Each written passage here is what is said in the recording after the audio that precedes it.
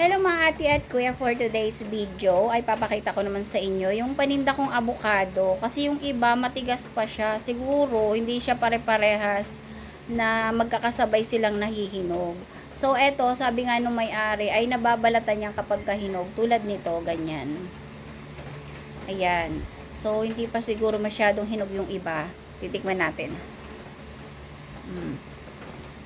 Totoo nga yung sabi niya na ito ay hindi maugat at ito ay lagkitan. So kahit hindi mo siya sausaw sa asukal o lagyan ng gatas, medyo matamis na siya. Bagay ito sa mga nagda-diet.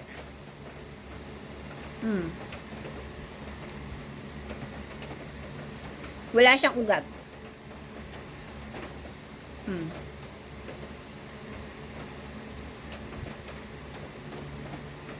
Sarap.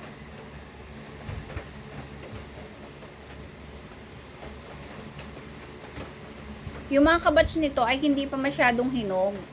So sa mga nag-PPM sa akin, pasensya na po kung hindi pa hinog yung avocado nyo. Siguro hindi niya pa talaga time para mahinog, baka hanggang bukas. At nahihiya ako dun sa mga matitigas pa yung avocado kasi sinabi ko 2 to 3 days. Yun din kasi yung sabi sa akin na mahihinog yung avocado ng 2 to 3 days. Kaya yun lang din po yung sinabi ko. Pero yung sa akin, eto, hinog na siya. Tingnan nyo.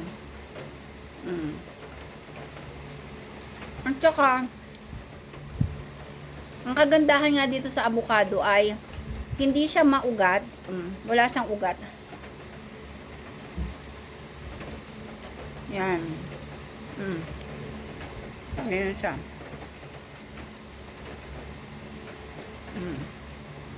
Diba? Kahit hindi nyo siya lagyan ng gatas, matamis.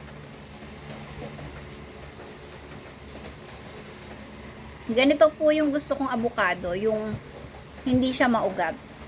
So, yun lang. Thank you for watching.